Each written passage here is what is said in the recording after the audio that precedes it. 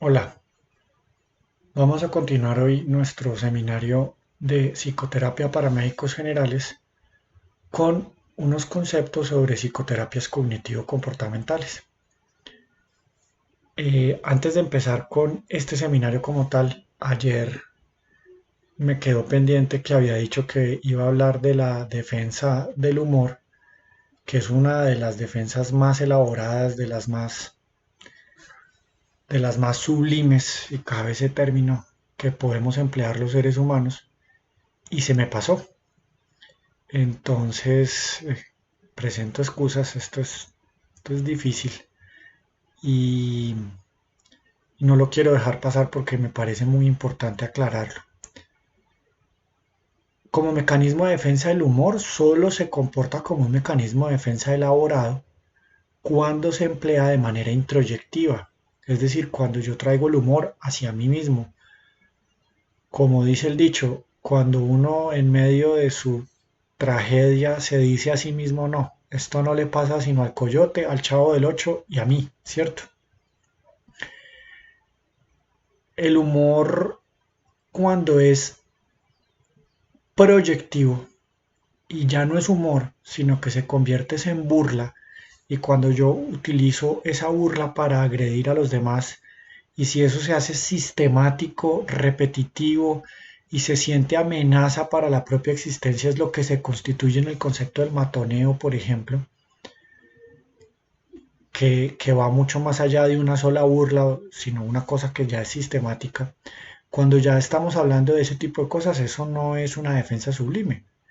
Por lo contrario, cuando uno va y mira quién es la persona que es más matoneadora, cuando uno va y mira a la persona que puede que tenga la chispa y la inteligencia para encontrar el punto débil y la broma y el sufrimiento en el otro, uno lo que ve es que eso es una proyección, y lo que está haciendo ahí la persona es tratar de sacar su propio sufrimiento y ponérselo a los demás. Y por eso la burla solamente tiene cabida y solamente tiene disfrute cuando la otra persona sufre. Por eso, para que vean que uno encuentra en todo lado, en, en la saga de la canción de Hielo y Fuego, porque hasta donde recuerdo en la serie no está, pero en los libros sí, cuando Tyrion le dice a Jon Snow: conviértete en tu apodo. De mí decían que era un duende, ahora soy un duende y ya nadie se ríe de mí, ¿cierto? Entonces, si uno recibe la burla y uno no se pone a sufrir, sino que uno se ríe, no se enoja, no sufre, simplemente lo deja pasar, pues los demás ya no tienen ese poder sobre uno. Pero parte del hecho de que uno empiece a ser capaz de reírse de sí mismo, del sufrimiento al que estamos expuestos los seres humanos, de las cuestiones difíciles de la vida. Entonces, cuando es introyectivo, sí se llama humor y sí es una defensa sublime. Aprendámonos a reírnos de nosotros mismos. O, como la imagen que les traigo ahí, que es de Kino, obviamente, todos los derechos reservados por Kino. Entonces, Mafalda está leyendo el diccionario aquí en esta primera imagen y dice: del griego demos, pueblo, y kratos, autoridad, gobierno en el que el pueblo ejerce la soberanía. Entonces, miren, con una imagen, ¿cierto? No necesita uno alzarse en armas en contra del aparato político y social y etcétera, etcétera. Con el humor es suficiente y duele más. Eh, Hace poco estaba leyendo una biografía sobre los Romanov y el autor decía: nada socava más el poder de una autocracia o de una dictadura que la risa. Entonces, ahí les dejo la reflexión sobre el humor. Recuerden, introyectivo. Riámonos de nosotros mismos, riámonos de nuestras cosas, aprendamos a tomar la vida con esa sonrisa, con esa actitud positiva, y vamos a ver que ese mecanismo de defensa es muy, pero muy útil. Bueno, entonces ahora sí, entrando en las psicoterapias cognitivas, recordemos la definición de psicoterapia, que es esta que está ahí. No, simplemente se las quiero recordar. Ojalá recordemos siempre esto de que debe ser un profesional entrenado y ojalá certificado, ojalá que en nuestro país pronto empecemos a que las personas que hacen psicoterapia se tengan que certificar. Entonces, si ya nos metemos en una psicoterapia cognitivo-comportamental, pues lo que tendríamos que hacer es como ponerle apellidos, ¿cierto? Para poder poner una definición de lo que serían. Son todas aquellas psicoterapias que tengan un modelo cognitivo y comportamental del desarrollo y del funcionamiento mental normal, no patológico, que tengan un modelo psicopatológico que sea cognitivo y que tengan un quehacer psicoterapéutico que sea cognitivo y comportamental. Entonces ya tendríamos una definición de lo que hablaríamos a continuación, de esas psicoterapias cognitivo-comportamentales. Como vieron, son muchas y voy a empezar por el final para ver qué es lo que tienen en común. Entonces, de todas las psicoterapias cognitivo y comportamentales, que como vieron son muchas y que las podríamos clasificar desde la primera hasta la tercera o cuarta ola que dicen que ya está. Entonces, finalmente ellas tienen cosas cognitivas, tienen cosas comportamentales. Y dentro de lo que comparten es más o menos en su quehacer el número de sesiones, el tiempo de las sesiones, el actuar del psicoterapeuta y el cómo se reparten esas sesiones en unas fases que vamos a ver. Entonces empecemos por ahí. Mientras que en un psicoanálisis, por ejemplo, si fuese muy ortodoxo, como vimos, eso no es fácil de hacer, demanda mucho del terapeuta, demanda mucho del paciente, se plantea unos objetivos muy grandes como mejorar los mecanismos de defensa, como realizar cambios estructurales profundos, hacer introspecciones profundas, eso es lo que se plantea el psicoanálisis.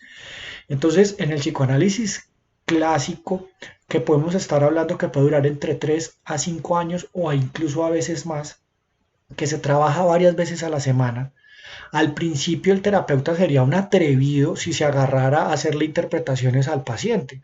Por eso a veces los pacientes sentían que pasaba mucho tiempo, incluso mucho tiempo del primer año, en donde el terapeuta era, recuéstate, háblame de lo que quieras y tome y tome y tome notas el terapeuta para después poder empezar a hacer intervenciones, interpretaciones, etcétera. Insisto, estoy hablando del psicoanálisis clásico, el ortodoxo. Acuérdense que hoy en día se trabaja mucho más intervenciones dinámicamente orientadas que ya son más directivas.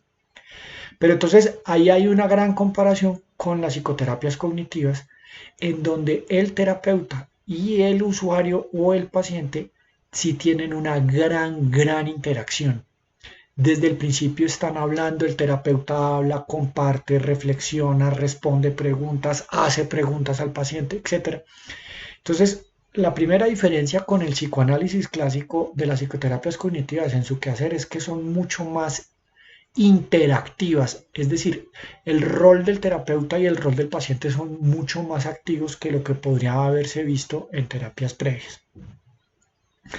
Lo siguiente, como vimos, un psicoanálisis por los objetivos tan difíciles que se plantea es muy prolongado en el tiempo.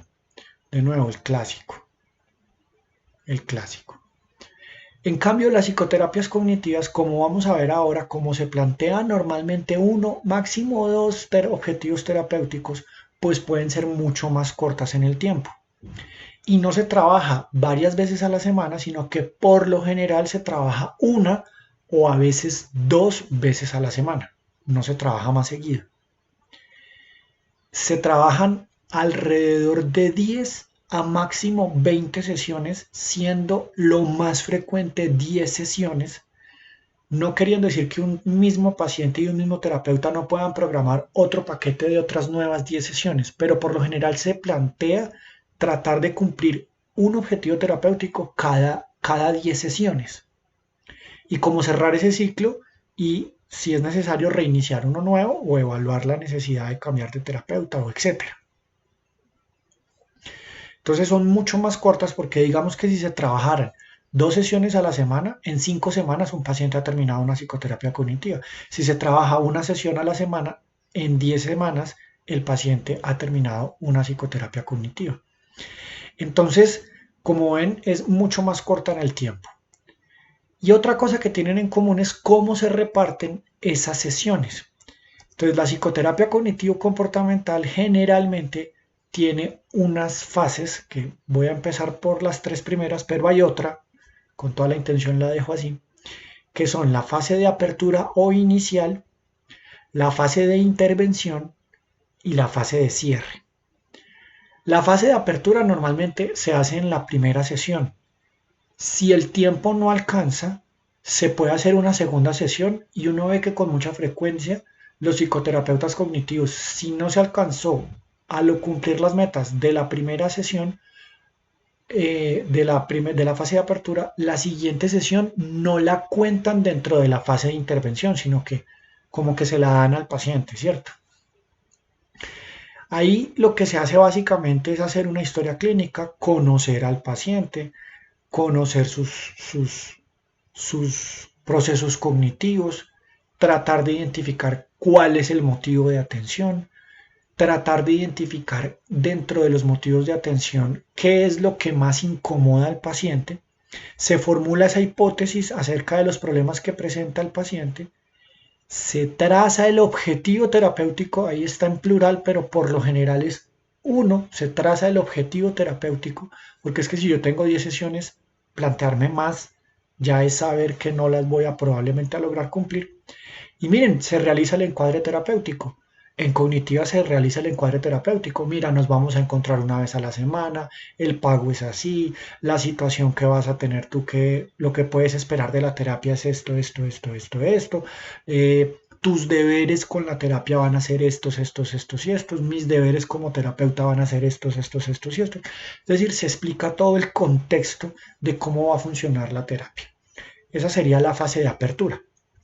Luego viene la fase de intervención y aquí es donde ahí sí ya se diferencian las distintas terapias cognitivas porque ya es aplicar las técnicas en las que el terapeuta se entrenó y ojalá se certificó para tratar de cumplir el objetivo terapéutico que se planteó.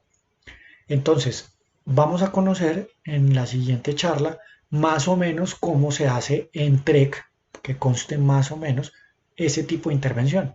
En terapia cognitiva de Aaron Beck, cómo se hace este tipo de intervención. Esas no las otras ya no las vamos a charlar, pero las dejo ahí para los que estén interesados. Cómo se trabaja en dialéctico comportamental, cómo se trabaja en aceptación y compromiso. Entonces ahí ya la intervención ya puede que varíe, ¿sí? Que sería la segunda parte de las demás sesiones que podríamos comparar, que sería el resto. Digamos, se fue la primera sesión de apertura y las otras 9 serían de intervención. Pero ahí también viene una que se llama el cierre. Recordemos que la psicoterapia es una situación humana muy particular. Recordemos que esa situación humana puede hacer que las personas generen apegos por la propia terapia. Y recordemos también que hemos venido diciendo desde el mismo Rogers que si la psicoterapia no respeta la autonomía, entonces no se puede considerar psicoterapia. Entonces, toda psicoterapia cognitiva contempla la fase del cierre. La fase del cierre de alguna manera comienza cuando en el encuadre uno le dice al paciente que esto va a ser una relación formal, que va a ser una relación temporal, solo un tiempo, o sea, tiene un inicio y necesariamente tiene un final. Cuando le decíamos al paciente el empoderamiento y le dábamos el ejemplo le decíamos que se comparaba con una fisioterapia, ¿cierto? En donde se aprendían unos ejercicios, pero que la verdadera terapia es cuando la persona sale del consultorio y va y los hace. Ahí estamos preparando cierre. Ahí estamos preparando cierre. Porque estamos reforzando autonomía. Pero más o menos desde la octava sesión, según el tipo de paciente, uno a veces debe empezar desde la sexta sesión.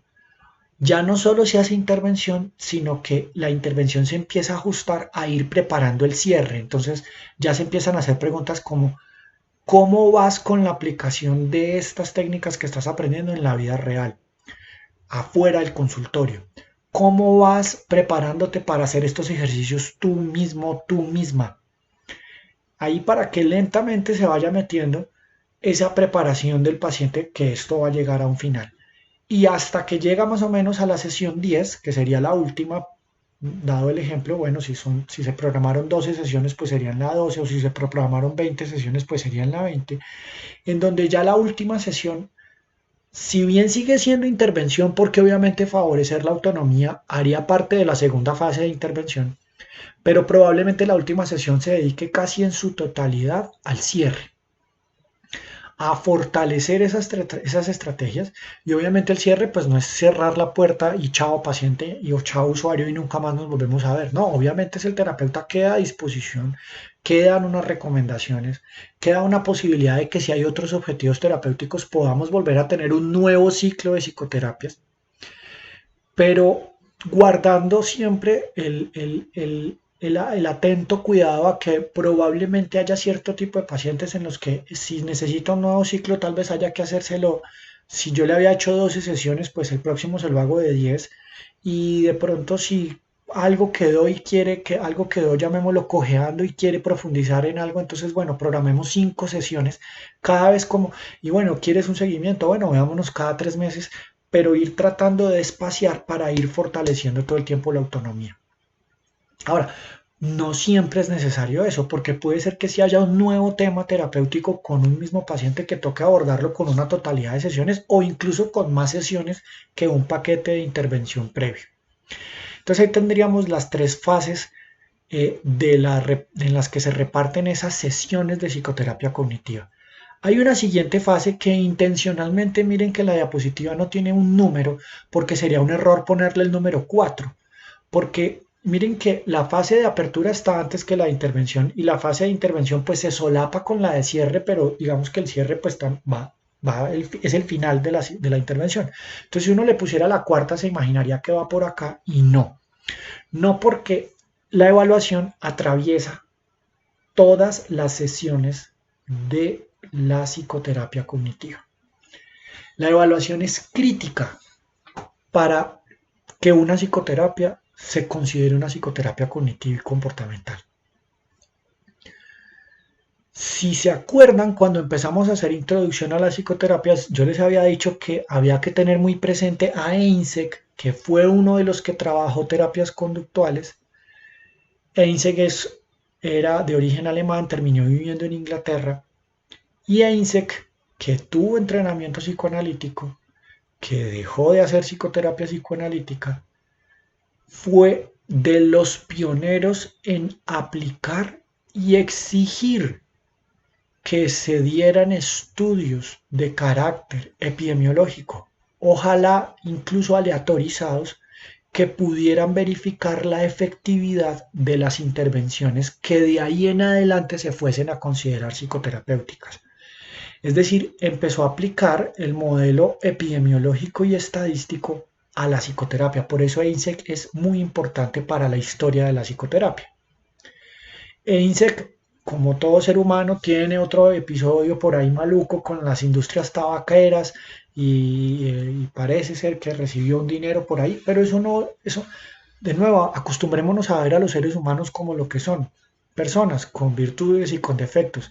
Y el hecho de que haya cometido ese error, probablemente muy maluco, yo no me atrevo a juzgarlo porque eso es complicado, a pesar de que como que se acumuló mucha evidencia después, pero independientemente de ese episodio de las tabacaleras, no se nos puede olvidar que Eysenck fue la primera persona que habló de tener que aplicar lo que hoy en día llamamos el modelo de medicina basada en la evidencia disponible a las psicoterapias. Y por eso es que si ustedes se meten al UpToDate hoy y buscan psicoterapia en esquizofrenia, les sale psicoterapia cognitivo-comportamental. Psicoterapia en trastorno bipolar, les sale psicoterapia cognitivo-comportamental. En depresión, cognitivo-comportamental. En ansiedad, cognitivo-comportamental. Y estoy hablando no solo cuando yo digo esto, porque las personas que de pronto estén viendo esto, que sean de ya profesión psicoterapeuta, psicólogos o psiquiatras van a decir, pero es que entonces yo no me estoy refiriendo solo a la de Aaron Beck. Estoy hablando es a todas aquellas que podemos considerar cognitivas, es decir, las que vimos desde la primera ola hasta la tercera ola y la cuarta que supuestamente ya está entrando. A eso es a lo que me refiero, no a la terapia cognitivo-comportamental como tal de Aaron Beck, sino a todas las que utilizan un esquema de reestructuración cognitiva como una de sus intervenciones principales o como la intervención psicoterapéutica principal. Entonces, todas ellas demuestran o mayor o menor efectividad según es el trastorno, pero todas son de orientación cognitiva. ¿Por qué? porque se han aplicado escalas. ¿Cómo así que escalas? Entonces, claro, Aaron Beck diseñó su psicoterapia y una de las cosas que hizo fue pues diseñar la escala de Beck. Y entonces tenemos una puntuación para unos síntomas que se supone que el paciente debe contestarla antes de empezar la terapia. Algunos hacen más o menos a la mitad de las intervenciones, no todos la hacen ahí. Y lo cierto es que sí se hace una evaluación 2 o 3 semanas después de haber terminado la psicoterapia. Se aplica la misma escala y entonces, ¿qué es lo que uno espera? Pues que la puntuación de la escala mejore, ya sea subiendo puntos cuando son escalas de valor positivo o reduciendo puntos cuando son escalas de valor negativo, pero lo cierto es que se demuestre que la intervención cambió cuál era la sintomatología que traía el paciente y la sintomatología con la que se va. Y si a ese conceptico le sumamos el número de sesiones, y es que son más cortas en el tiempo, pues yo podría tener una cohorte de pacientes cada 10 semanas más o menos, en donde voy a evaluar si lo que estoy haciendo sí es efectivo. Entonces esa es la primera evaluación, la primera dimensión de la evaluación. Las escalas que se aplican para estadificar la severidad y ver si las intervenciones psicoterapéuticas sí están sirviendo. Pero ahí no acaba la evaluación. En psicoterapia cognitiva también es necesario que el terapeuta pida retroalimentación, feedback, como se dice en el argot, ¿cierto? Y trayendo el anglicismo, que el terapeuta le diga al paciente cómo se va sintiendo. El lenguaje que empleo sí es claro. ¿Hay algo que yo pueda hacer para mejorar y que usted se sintiese más cómodo viniendo a la psicoterapia? Y así, es decir, uno le va pidiendo esa retroalimentación al paciente, que es otra de las cosas que en psicoanálisis clásico jamás se hace, no se puede hacer, porque eso es favorecer una cantidad de transferencias y eso no se hace. En cambio aquí sí se puede hacer, acá uno sí le pregunta al paciente, pues no todas las sesiones, porque pues eso ya sería que necesita demasiada retroalimentación el terapeuta, pero por ahí cada 2, cada 3 sesiones, por lo menos 3 o 4 veces durante un ciclo, uno sí le pregunta al paciente si hay algo que él quisiera decir con respecto a las técnicas que yo tengo, y uno debe estar con toda esa disposición de escuchar y de valorar y de revisar si hay cosas que de verdad debo mejorar para el paciente. Entonces recuerden, apertura, primera sesión, intervención, el resto, cierre, se solapa con intervención desde la sexta, octava, novena, 10ª sesión, y a lo último la transversal, que es la fase de evaluación, y ahí se reparten las sesiones. Entonces, esta diapositiva yo espero que ya se entienda muy bien porque en teoría ya está explicada y es por qué las terapias cognitivas, insisto, las terapias cognitivas, todas las cognitivas, se ajustan al modelo de medicina basada en la mejor evidencia disponible. Porque ellas se enfrentan a unos problemas clínicos con una teoría cognitiva y comportamental, hacen esa intervención con ese quehacer puntual por ese profesional entrenado y certificado, como aplican escalas para poderle decir al paciente, mira, llegaste así y te vas así, eso permite que si el paciente así si el paciente así lo permite, válgame esa redundancia, se puede hacer investigación, eso puede publicarse en revistas serias y esos resultados retroalimentan los problemas clínicos. Por ejemplo, en fobias. En fobias está muy claro que las técnicas de desensibilización progresiva son efectivas, pero son efectivas para resolver el problema agudo. Entonces siempre doy este ejemplo. Un abogado es una persona que se está ganando un dinero X y resulta que le sale el trabajo de sus sueños. Se gana ese dinero X multiplicado 15 veces. O sea, se va a ganar pero un montón de veces más lo que se gana en este momento. Es un trabajo asesorando una compañía internacional y tiene que con sede acá en nuestro país, por decir este ejemplo, y el paciente tiene que volar en avión 3 o 4 veces a la semana porque tiene que ir a varias ciudades y una vez al mes tiene que ir a otro país. Y resulta que el tipo toda la vida ha tenido una fobia a volar, una fobia específica a volar, lo que antes se llamaba una aerofobia, que ahora correspondería al concepto de fobia específica situacional, según el concepto del DSM-5, fobia específica situacional a volar. Y el tipo desarrolla pánico, casi pánico, con solo medio pensar en un avión. Entonces, como es una oportunidad económica muy buena, el hombre se hace su trabajo de sensibilización progresiva y es posible que logre vencer esa fobia, porque así lo demuestran las investigaciones. Pero precisamente las investigaciones en el largo plazo han demostrado que las técnicas de desensibilización logran controlar la fobia, esa fobia inicialmente, pero que normalmente la fobia después muta, o sea, ese mismo paciente después consulta porque ahora tiene una fobia animal o porque ahora tiene una fobia ambiental, etcétera. Entonces, eso ya lo sabemos. ¿Y cómo lo sabemos? Porque lo han publicado. ¿Por qué lo han podido publicar? Porque imagínese usted reunir una corte de psicoanálisis. Si usted se puede demorar mucho tiempo en recoger los pacientes y los objetivos terapéuticos son muy difíciles de demostrar, aunque hay escalas, indicadores de madurez de la personalidad, etcétera, etcétera. Eso, medir cómo yo estoy empleando mis estrategias de defensa es una cosa que el mismo paciente sí dice, mire, yo llevo 3 años yendo a psicoanálisis y no me arrepiento de la plata que he metido porque me siento mejor, porque voy así, pero no deja de ser anecdótico y serían reportes de caso.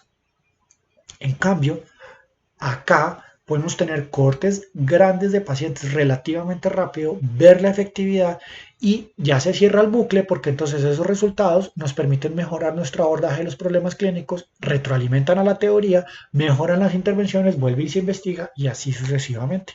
Entonces por eso es que ustedes ven que en el up-to-date, por eso es lo que sale. No es porque criticamos mucho y de, no, que es que el psicoanálisis no sirve. No, no, acuérdense que sí sirve.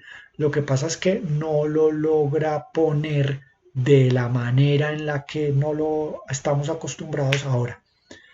Pero yo vuelvo y les digo, no se olviden del estudio del paracaídas, ¿cierto? Es jocosamente, como lo dice la Escuela Británica Epidemiológica, aquellos que defiendan hacer ricamente que lo único que uno puede hacer es aquello que tenga ensayos aleatorizados,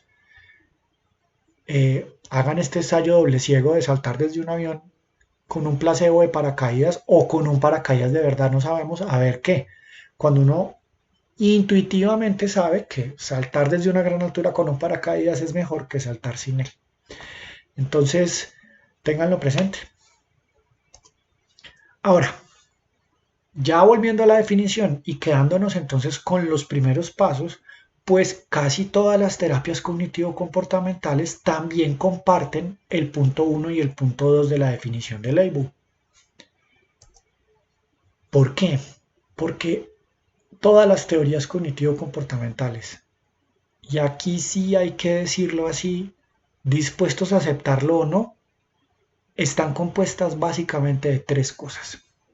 Acuérdense que casi sin excepción, los pioneros de las terapias cognitivas y comportamentales habían tenido entrenamiento psicoanalítico.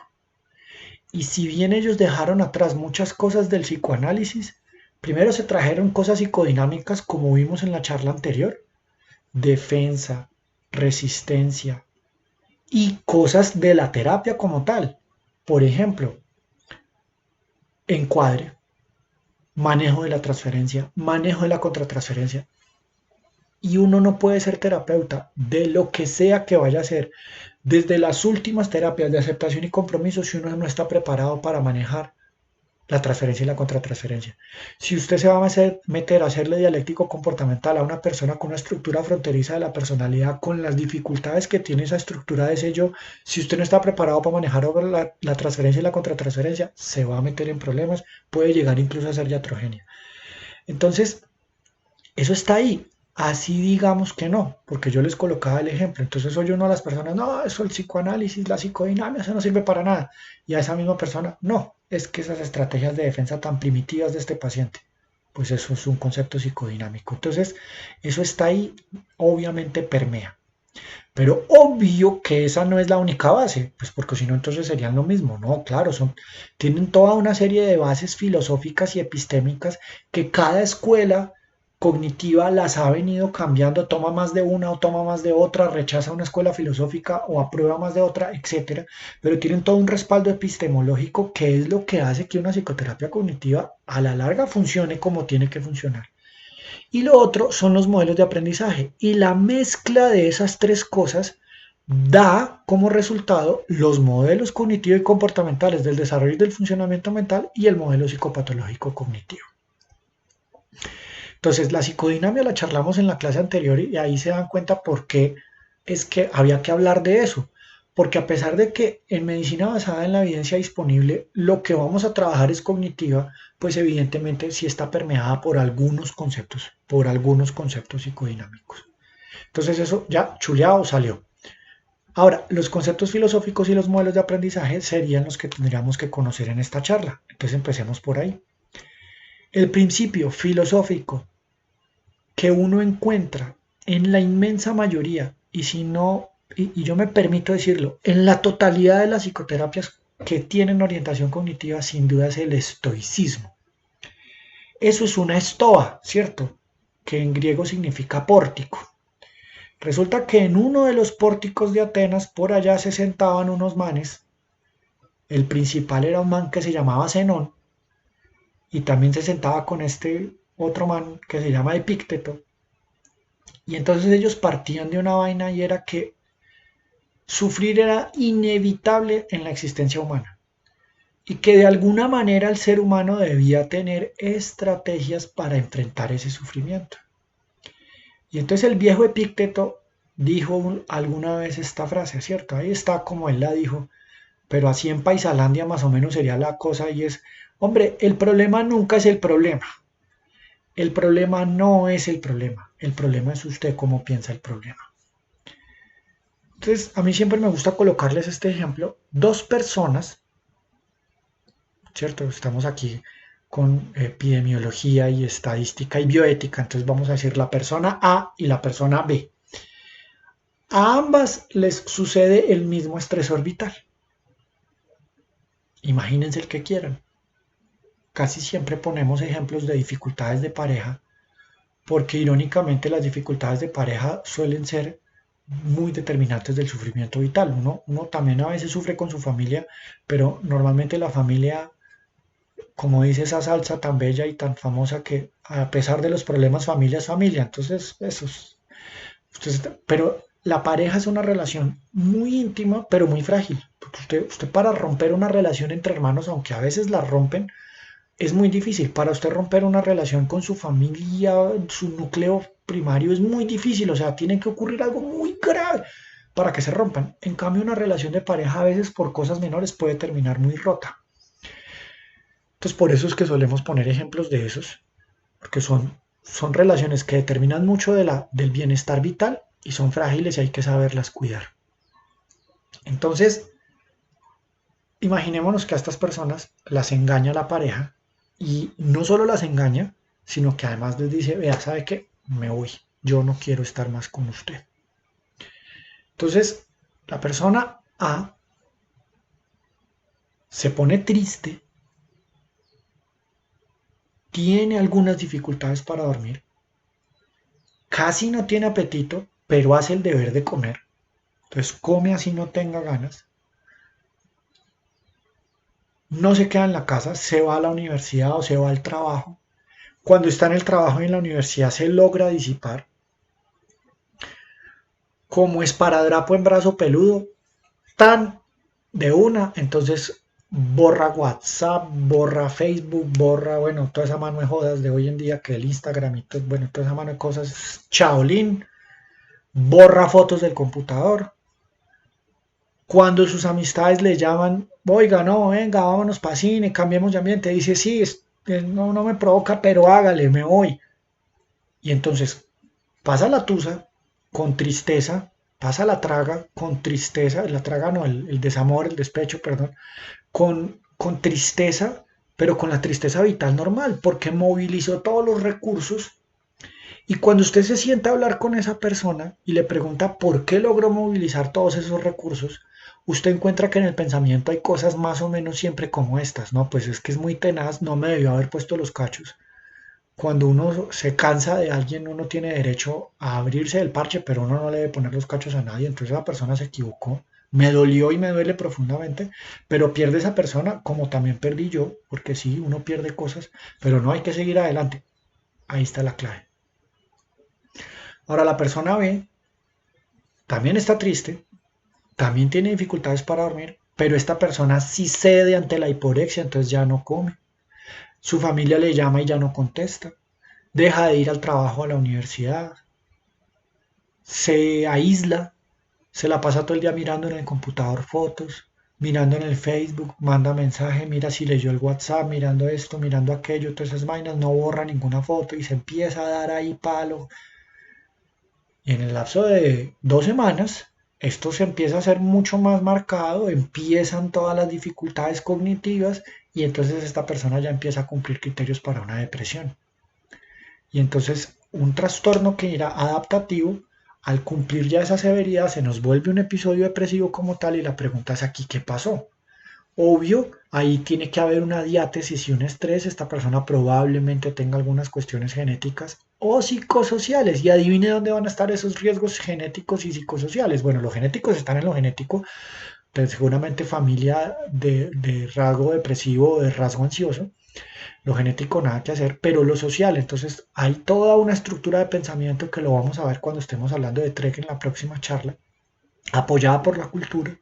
Y cuando usted empieza a escuchar a esta persona, entonces empieza con frases como, esto es lo peor que me pudo pasar. Yo sin esa persona no voy a ser capaz de vivir. Es que debe ser que esa persona con la que se fue mejor y es mejor en todo y en aquello y empieza a pensar en qué estarán haciendo y le empieza a dar vueltas a este asunto y entonces entendemos al viejo Epícteto, porque ahí es donde está la respuesta de por qué el A no termina deprimido y por qué el B sí termina en depresión. Porque el problema nunca es que a usted le pongan los cachos, ni que lo engañen, ni que le pase lo peor que le pueda pasar en la existencia. Y si no, pregúntenle a Víctor Frankl. El problema nunca es el problema. El problema es usted cómo lo piensa. Y me detuve aquí porque sin duda, este es el respaldo epistemológico y filosófico más profundo de todas las psicoterapias cognitivas. Y finalmente, desde las primeras psicoterapias de la primera hora, hasta aceptación y compromiso, hasta dialéctico comportamental, hasta todo lo que está basado en mindfulness, finalmente lo que le está enseñando a la persona es a tratar de cambiar esos esquemas de pensamiento disfuncionales. Y eso parte desde aquí, de que el problema no es el problema es uno cómo lo piensa. Pero entonces ahí se queda el respaldo epistémico de las terapias cognitivas, ¿es una escuela filosófica? Obvio que no. Voy simplemente a pasar unas diapositivas y las voy a dejar ahí para que ustedes las vayan leyendo y las vayan mirando. ¿Sí? Acuérdense que los sistemas filosóficos también incluyen los sistemas religiosos. Finalmente los sistemas religiosos todos son una forma filosófica. Idealismo, racionalismo, empirismo y muchos ismos. Hasta que llegamos a este ismo que es el único que no es un ismo. ¿Cómo así? Acuérdense que cuando algo termina en ismo, ¿cierto? El sufijo ismo lo que se refería es más o menos como a extremo, llevado a. Entonces, cuando yo digo el idealismo, entonces es porque esa era la corriente filosófica que llevaba el concepto de las ideas a su máxima expresión. Y ahí entendemos los fanatismos. Bueno, el único ismo que deberíamos tener los seres humanos y el único ismo que tiene, ahí miren cómo lo cambio, el único ismo que tiene que tener un médico es el eclecticismo. ¿Por qué? Porque el eclecticismo es lo único que no es ismo. Porque viene del griego escoger, que es cuando entendemos algo que muchas personas a veces dicen, ah, no, es que eso es ser de aguas tibias. No, es que no es ser de aguas tibias. Es que la verdad no está en un solo libro, en ningún solo libro, por muy bueno que sea ese libro. Porque entre otras cosas, llegar a la verdad es una cosa imposible para la realidad humana. Uno es ecléctico en la medida en la que aprende a escoger qué es lo que tiene que aprender de cada cosa.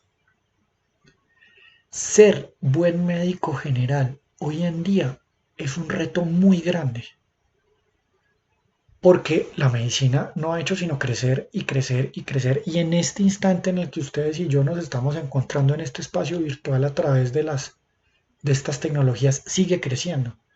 Entonces es un volumen de conocimiento que es inmanejable por cualquier cerebro humano. Nadie se sabe la totalidad de la medicina, no se la sabe nadie en nada, es imposible. Entonces la pregunta de cómo ser buen médico general, a la opinión de este servidor, las resuelven el eclecticismo y la diapositiva que sigue el pragmatismo. ¿Por qué?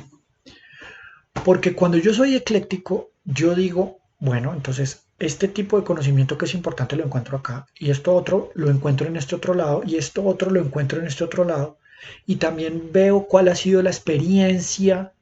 ¿Se acuerdan? Desde que la introducción a la psiquiatría, cuando hablábamos de las canas, y soy capaz de ir cogiendo de cada situación lo que hay que aprender. Y la pregunta es, ¿qué entonces es lo que hay que aprender de cada cosa en medicina general? Eso obviamente tiene diversos enfoques y ahí tengo que ir con mucho cuidado porque se podría interpretar a que estoy siendo irrespetuoso, pero el enfoque que yo les recomendaría es el que uno no puede ser especialista de todo. Ser un buen médico general siendo un muy buen internista y siendo a la vez un muy buen cirujano y siendo a la vez un muy buen ginecólogo y siendo a la vez un muy buen pediatra y además siendo un muy buen psiquiatra, porque si se han dado cuenta las patologías que nosotros tratamos lo único que han hecho es aumentar durante el siglo XX y el siglo XXI. Entonces es imposible porque es que usted, de hecho nadie se sabe toda la psiquiatría como nadie se sabe toda la medicina interna. Entonces, ¿cómo se hace? Usted lo que tiene que hacer es precisamente irse por las cuestiones más frecuentes, ahí sí coger la campana de Gauss y decir, venga, de la medicina interna, pues yo tengo que saber manejar la hipertensión. Y no es que me sepa todos los antihipertensivos ni todos los manejos, no, me tengo que saber cuáles son los manejos de primera línea de la hipertensión.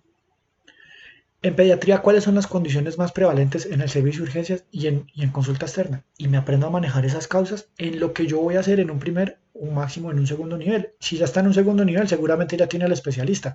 Entonces usted va a tener con qué apoyarse. Pero sépalo manejar las primeras 10 consultas, ojalá, los primeros 10 motivos de consulta de urgencias y de consulta externa.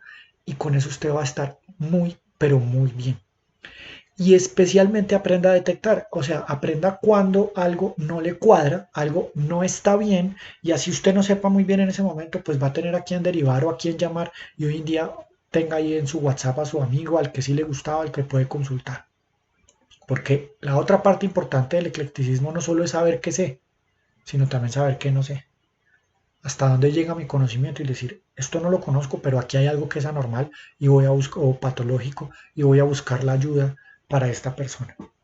Y así es más manejable el volumen de conocimientos de la medicina. Pero ¿cómo hace uno para escoger esas 10 cosas? ¿Cómo hace uno para saber qué es lo que tiene que escoger? Entonces viene la palabra pragmatismo, que es otro ismo que sí vale la pena tener. Y es que el pragmatismo viene de hecho y básicamente a lo que se refiere es que nosotros debemos centrarnos a reflexionar filosóficamente y en profundo sobre las cosas que nos sirvan para resolver los problemas de la vida diaria. Si eso que usted está pensando no le sirve para resolver los problemas de la vida diaria, bueno, pues entonces déjelo que otros se dediquen a eso, pero mientras tanto usted resuelva. Y eso sí que lo vamos a ver, sobre todo cuando si esto sigue así y continuamos y llegamos a los videos de urgencias en psiquiatría para los internos, eso sí que se aplica más cuando usted está en un servicio de urgencias. Aquí no nos vamos a discutir, por ejemplo, en la psicosis cuál es la dimensión profunda de la realidad. No. La realidad definida para un médico de un servicio de urgencias es aquello que es objetivable. ¿No les gusta ese ejemplo? Les doy el ejemplo con la escala de Glasgow. La escala de Glasgow, pinches 15 puntos que uno se los aprende relativamente fácil. 4, 5 y 6. 4 para la respuesta ocular, 5 para la respuesta verbal y 6 para la respuesta motora. Usted se aprende eso y usted aprende a manejar una de las situaciones más retadoras del servicio de urgencias, que es el trauma craneoencefálico. Si el paciente tiene 9 o menos puntos, ese paciente está muy grave, usted lo tiene que intubar, obviamente le hace la protección cervical, camilla rígida si fue un trauma, y salga de él, remítalo, hidrátelo, pero no agresivamente para que no le va a aumentar la presión intracraneal, trate de controlar por los medios que tenga disponibles la presión intracraneal y remítalo. Si el paciente tiene más de 9, pero hasta 13, el paciente lo va a tener que remitir con prioridad, tiene que tener cuidado con la presión intracraneal, pero seguramente no lo tiene que intubar.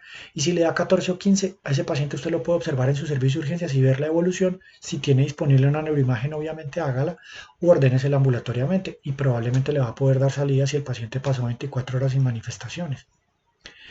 Entonces, mire cómo con una escala usted está resolviendo una situación supremamente. Entonces, el pragmatismo y el eclecticismo nos indican que la escala de Glasgow hay que sabérsela, que hay cosas que sí toca, que no se pueden tener en el celular, sino que toca sabérselas. Entonces, ustedes van a decir, oiga, pero no nos está hablando de terapia cognitiva. Les sigo hablando de terapia cognitiva porque resulta que las terapias cognitivas son eclécticas y son pragmáticas si están bien en su modelo actual. Porque ninguna terapia, así tenga como base filosófica algo muy en particular, va a negarse a tomar de otras filosofías lo que le sea útil. Por eso hoy en día vemos que tanta psicoterapia cognitiva va aunada con mindfulness, que es muy, muy oriental, muy de oriente, y que tiene respaldos filosóficos muy orientales. ¿Por qué? Porque son eclécticos y son pragmáticos. Tomamos de aquí, tomamos de allá, incluso de oriente, y como eso nos ayuda a resolverle los problemas a nuestros pacientes, es pragmático y entonces lo usamos. Entonces, si se les llega a preguntar en un taller o en un examen que cuáles son los modelos filosóficos más importantes de las terapias cognitivas, deberían responder que el estoicismo, el eclecticismo y el pragmatismo, porque diciendo estos dos últimos ya están dejando claro que las psicoterapias cognitivas tienen una miriada muy grande de bases epistémicas y filosóficas y toman de cada corriente filosófica lo que les sirve. Llegamos a los modelos de aprendizaje. Esta vaina, eh, yo creo que es una diapositiva de las que no necesita explicarse. Son esas vainas que uno sabe como decían los romanos, Vox Populi. Esta vaina usted la sabe casi que por inercia, ¿cierto? El condicionamiento clásico, los perritos de Pavlov. Entonces, el perrito ve la comida, que es el estímulo que estaba antes del condicionamiento, ¿cierto? El estímulo precondicionado. Y pues si ve la comida o la huele, el perro va a ver. Si usted le toca la campana al perro, pues se quedará mirando y hará así, este manque con esa campana. Y ya. Si usted constantemente le empieza a asociar que cuando le pone la comida hace sonar la campana, le pone la comida hace sonar la campana, le pone la comida hace sonar la campana, pues el perro en algún momento usted le va a hacer solo sonar la campana y él ya lo va a asociar a la comida y va a hacer la respuesta que era condicionada. Entonces hay un estímulo precondicionado y un estímulo neutro, que sería la campana. Luego de la asociación, entonces la campana se vuelve un estímulo ya condicionado, que genera la respuesta condicionada que antes era capaz de generar el estímulo precondicionado solo. ¿Y esa vaina para qué sirvió? Para entender que los seres humanos también aprendemos por condicionamiento clásico, especialmente todo lo que tiene que ver con las situaciones vitales primitivas, por ejemplo el miedo. La primera vez que uno ve una cucaracha, uno seguramente como bebé trata de mandarle la mano a cogerla y seguramente a mandársela a la boca, pero la reacción de la familia le enseña que esa vaina a usted como que le tiene que tener miedo y desagrado y usted lo aprende muy instintivamente y queda ahí muy metido, muy profundo y se va para allá. El segundo esquema de condicionamiento que tenemos que aprender es el operante. Su representante principal fue Skinner, aunque hay muchos Trodin que antes que él, pero bueno, Skinner es como el más famoso. Y ahí está la caja de Skinner. La caja de Skinner es una caja experimental en donde tiene unas palanquitas que la rata, normalmente la rata de laboratorio, pues estimula porque como las ratas tienen una alta tasa metabólica, usted las pone ahí y al ratico ya les da hambre, entonces empiezan a buscar por dónde y pues en algún momento le darán a la palanca y le caerá la comidita y por el otro lado le caerá agua. Pero en algún momento meten a la rata y entonces está, digamos, las luces apagadas, no pasa nada. De un momento a otro se enciende la luz, por ejemplo, la luz verde o la luz azul, y entonces la de un lado de las luces, y entonces la rata va y le da, y en ese momento sí le sale la comida o el agua, y en algún momento se prende la que estamos, digamos, viendo ahí como la roja, que es la del otro lado, y si la rata va y le da en ese momento, le pasa un corrientazo que no es lo suficientemente grave como para hacerle daño, pero sí para generarle un estímulo doloroso, y la rata prende por reforzador positivo si le cae la comida o el agua, o por reforzador negativo si le pasa el corrientazo. Y los seres humanos también aprendemos por condicionamiento operante. Aprendemos de reforzadores positivos y aprendemos de reforzadores negativos. La inmensa mayoría de las terapias conductuales se basan en los reforzadores positivos. no tienden a utilizar hoy en día reforzadores negativos, aunque se usaron. En los reforzadores positivos, entonces básicamente es la premio o no premio. Entonces con los niños que han tenido, por ejemplo, dificultades en el control de los esfínteres está la economía de fichas. Entonces es un calendario en donde le van poniendo un solecito los días en donde amaneció seco y unas nubecitas los días en los que amaneció mojado. Y entonces si al final de la semana y luego al final del mes llegas a tantos solecitos, entonces hay un premio, y si no, simplemente no hay premio. No es que no hay un reforzador negativo, no hay un castigo nunca, sino simplemente un reforzador positivo si se logra la conducta que se estaba esperando. Eso funciona y es bien efectivo. Yo no puedo dejar pasar esta diapositiva sin hacer un paréntesis, un segundito acá, mentiras, qué cara de un segundito, pero voy a tratar de no demorarme. Pero esto me parece importante y siempre lo digo en la charla de los estudiantes de terapéutica. La caja de Skinner sirve para muchas cosas, pero entre otras nos ha demostrado los modelos adictivos. Y la caja de Skinner ha demostrado que la rata llega a un punto con cualquier sustancia, llámese nicotina, llámese alcohol, llámese cannabis, llámese cocaína y sus derivados, ni se diga con los opiáceos y los opioides, que termina en una conducta parasuicida porque termina dispensándose más la sustancia que la comida. O sea, ahí ya le ponen otra palanca por el otro lado y la rata puede escoger entre la comida y la sustancia. Y la rata prefiere siempre terminar, ¿sí? Porque una vez usted empieza a joder con los circuitos del cerebro y empieza a joder con los circuitos de dopamina, todo estudiante de medicina sabe qué pasa. Y allá, sobre todo el sistema amigdalino le va a empezar a pedir más y más de eso y más de eso. Y cuando usted no lo tiene, lo hace sentir en la peor de las situaciones humanas con tal de que usted vuelva y busque esa sustancia. Se han hecho experimentos en donde a la rata se le ha conectado la descarga eléctrica de las paticas con la sustancia y prefieren seguirse dispensando la sustancia así les cause dolor. Y ahí entiende uno el fenómeno del cerebro adicto y ahí entiende cómo un ser humano se expone a la vida en calle, a los sitios de consumo con el peligro, etcétera, etcétera, etcétera. Entonces yo siempre les digo a los estudiantes de medicina, uno no puede predicar y no aplicar. Las drogas son ricas, la marihuana es rica. Siempre se los digo y me perdonan como lo voy a decir, pero lo voy a decir como siempre lo digo. Si eso supiera mierda nadie metía. Pero el problema de las drogas no es que sean ricas. El problema de las drogas es que, a pesar de que son ricas, son nocivas. Y uno no puede estudiar medicina y no tener este tipo de cosas claras.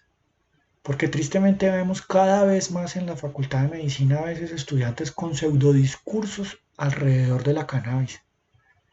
No le quieren creer a un psiquiatra. Bueno, por favor, busquen los archivos, las actas escandinávicas de pediatría. Busquen los archivos de los textos de la revista de la Asociación Americana de Pediatría y busquen los efectos del cannabis sobre el cerebro en desarrollo. Busquen los efectos del cannabis a largo plazo, incluso en usadores de cannabis. Y lo van a encontrar.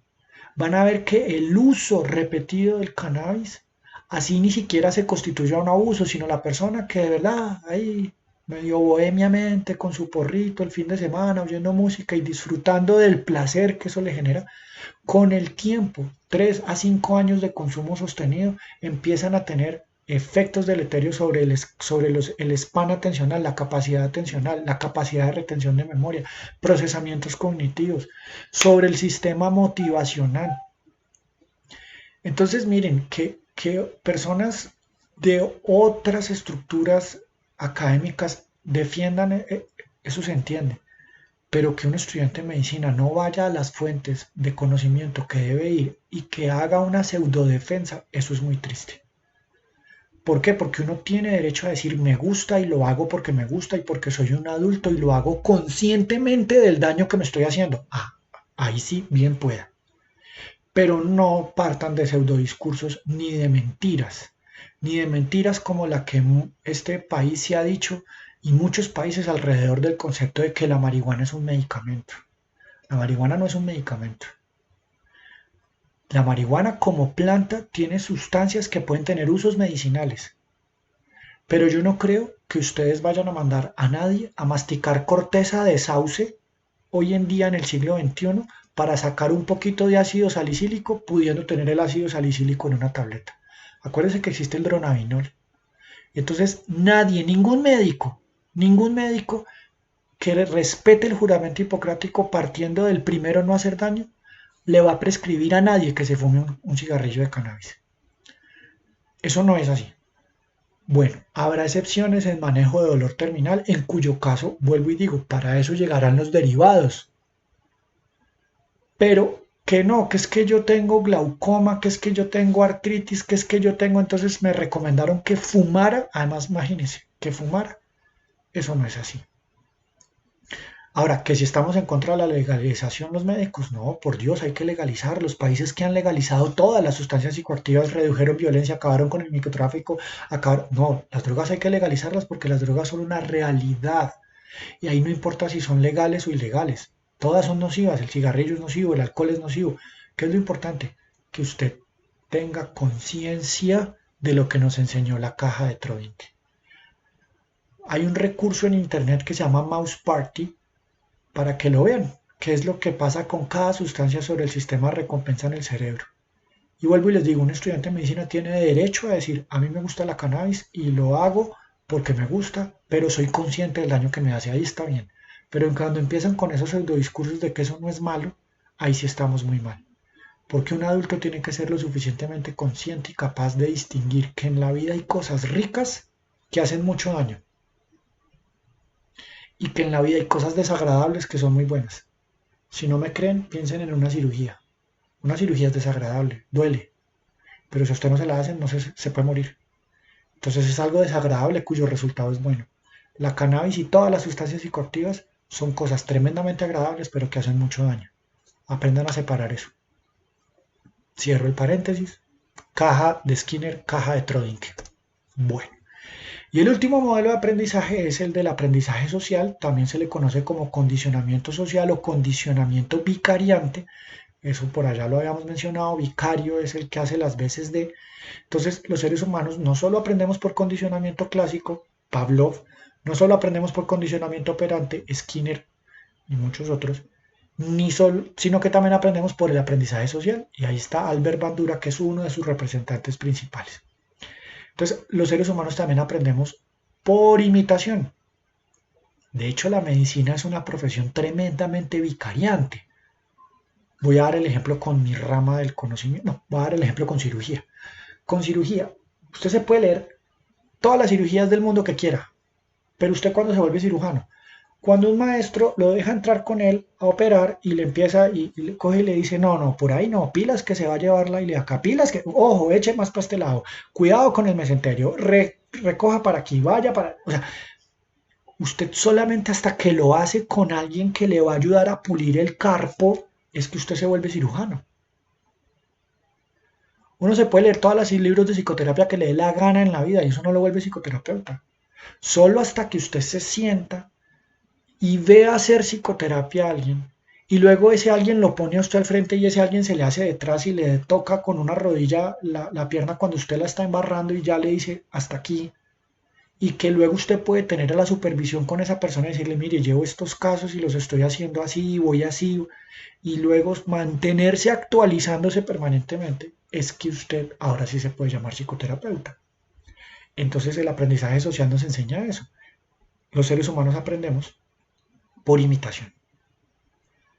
Y de ahí ese viejo adagio tan hermoso, cuando el niño le dice, el papá le dice al niño, cuidadito por dónde anda. Y el niño lo mira y le dice, no, cuidado por dónde andas tú, papá, porque yo voy detrás tuyo. Ahí ese es el verdadero aprendizaje social. Y volvemos al tema de la importancia de la educación con el ejemplo, no con las palabras. Se educa con el ejemplo, no con las palabras. Entonces ahora sí podemos apreciar bien esta diapositiva. Los conceptos filosóficos, que serían tres, el estoicismo, el eclecticismo y el pragmatismo, y pues me ocupo el estoicismo. Los modelos de aprendizaje, que son tres, condicionamiento clásico, condicionamiento operante y condicionamiento social. Y la mixtura de todo esto y todas las otras corrientes filosóficas que no nos da el tiempo para mencionar acá, nos crean lo que es el concepto de las terapias de orientación cognitiva, que tienen en común entonces ese quehacer, más o menos cómo reparten esas sesiones, que se diferencian mucho en el cómo intervienen, sí, pero que al final todas tratan de apuntar a vencer esos esquemas disfuncionales de pensamiento, a enseñar nuevas maneras de afrontar el sufrimiento, a brindar herramientas a que la persona modifique sus esquemas de pensamiento. Y eso es lo que tendríamos de terapias cognitivas. La frase final no puede ser sino esta, ¿cierto? Las personas no sufren por las cosas, sino por la interpretación que de ellas hacen. Muchas gracias.